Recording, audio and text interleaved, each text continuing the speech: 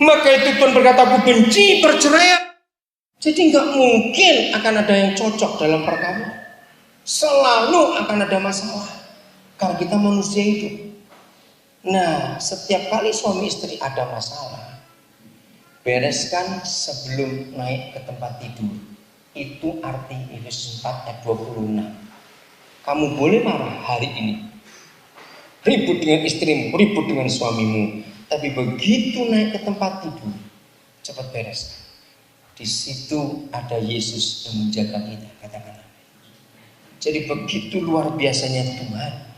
Dia hadir di pernikahan kita, bukan cuma waktu kita menikah, tapi sepanjang umur pernikahan kita Dia hadir, dan Dia menjadi Tuhan atas kehidupan kita. Kalau setiap malam kita tidur bersama istri, bersama suami kita, ternyata Tuhan juga ada di situ. Betapa luar biasa rumah tangga kita. Amin. Maka itu jangan kotori, jangan najiskan tempat tidur kita. Nah, ayat 27, perhatikan Efesus 4 tadi. Jangan beri kesempatan kepada iblis. Artinya apa? Jadi kalau suami istri membiarkan masalah yang terjadi pada pernikahan kita lebih dari satu hari, berarti hari esok itu sudah hari yang baru. Masalah kemarin belum beres. Berarti suami istri memberi kesempatan kepada iblis. Itu maksud Tuhan. Dan begitu mengerikan kalau iblis ada di pernikahan kita. Saudara, Tuhan minta sungguh-sungguh dalam kehidupan ini supaya kasih Tuhan itu nyata dalam kehidupan kita semua. Sehingga kemuliaan Tuhan itu tidak akan terhalang untuk kehidupan kita. Yohanes 2 ayat yang ke-11. Kita semua tahu prinsip Yohanes 2, yaitu perkawinan di Kana. Betul? Kita tahu prinsip itu. Ada apa perkawinan di Kana? Itulah mujizat yang pertama dari Tuhan Yesus. Kita lihat ayat yang ke-11. Supaya kita tahu bahwa bagaimana rumah tangga atau pernikahan itu. Yohanes 2 ayat yang ke-11. Hal itu dibuat Yesus di Kana yang di Galilea sebagai yang pertama dari tanda-tandanya. Dan dengan itu, perhatikan ini konsep penting. Dan dengan itu apa? Dengan memberkati rumah tangga yang sedang kacau, dengan memberkati pernikahan yang sedang hancur. Karena hari itu mereka sedang kacau, anggur mereka habis, rumah tangga mereka kehilangan sukacita. Dan dengan itu, dengan membuat mujizat untuk pernikahan. Perhatikan kalimat berikut. Ia telah menyatakan apanya? Kemuliaannya, dan murid-muridnya percaya kepadanya. Saudara, firman ini artinya begini. Ternyata kemuliaan Tuhan tidak nyata di pelayanan. Kemuliaan Tuhan tidak nyata di KKN, kesembuhan, seminar, ibadah. Tidak. Tapi menurut ayat ini, kemuliaan Tuhan itu nyata di keluarga. Katakan. Justru dalam pernikahan kita, kemuliaan itu nyata. Maka dengan itu ia telah menyatakan kemuliaannya dengan mujizat supaya rumah tangga diberkati dan dikudus. Saudara, tolong para pendeta, para gembala, ngeri sekali. Sudah makin sedikit jumlah pernikahan Kristen itu ketika masuk pernikahan masih kudus dua-duanya, jajakan dan perawan. Padahal di dalam agama Kristen, satu-satunya agama di dunia ini, di dalam hal perkawinan ada kata ini: peneguhan, pemberkatan, nikah, kudus. Nah, kata kudus ini tidak ada di agama apa saja. Mengapa hanya kita yang ada kata kudus? Saudara, jawabannya ada. Yohanes 1 ayat 13.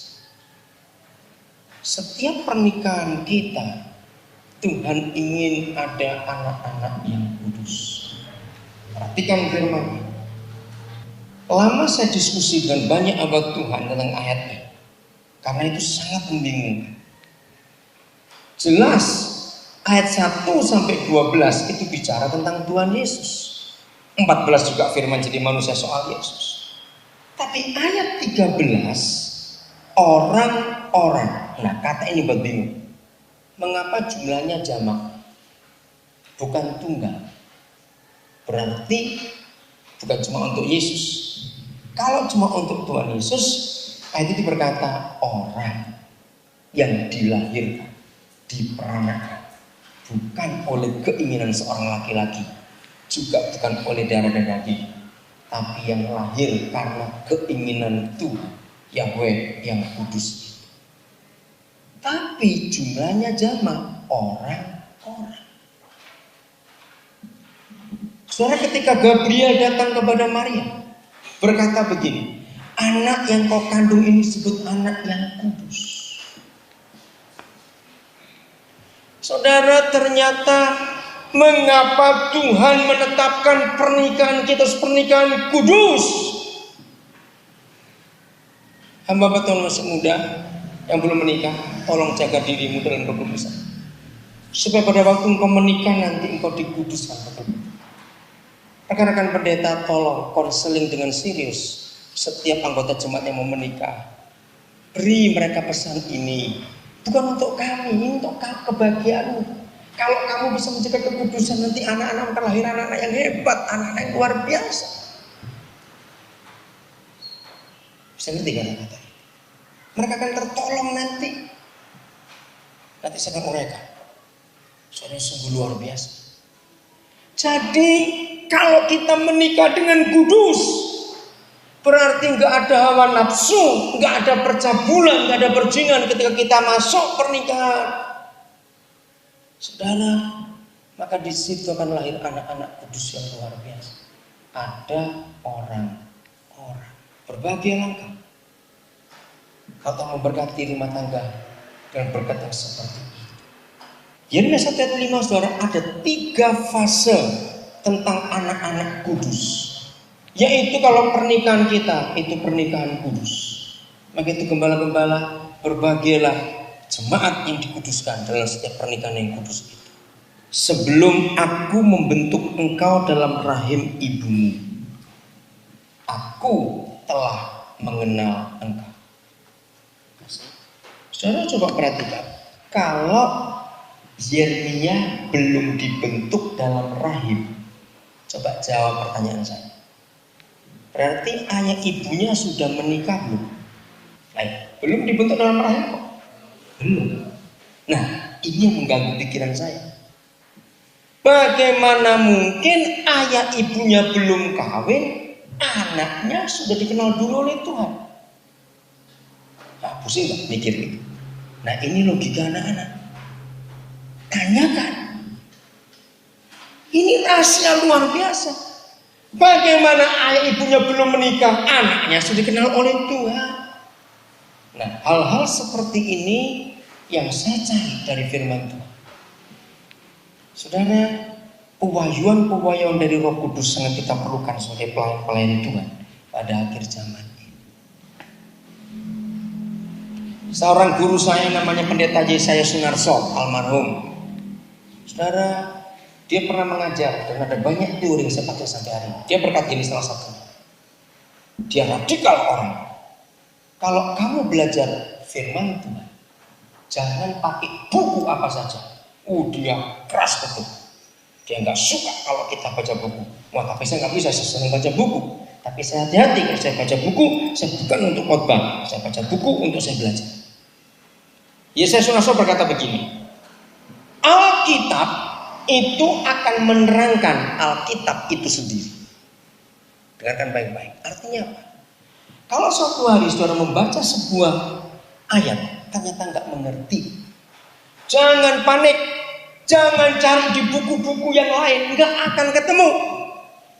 Karena ayat yang saudara baca hari itu tidak mengerti, suatu hari nanti akan diterangkan oleh ayat di kitab yang lain. Tapi di buku yang sama itu Alkitab itu.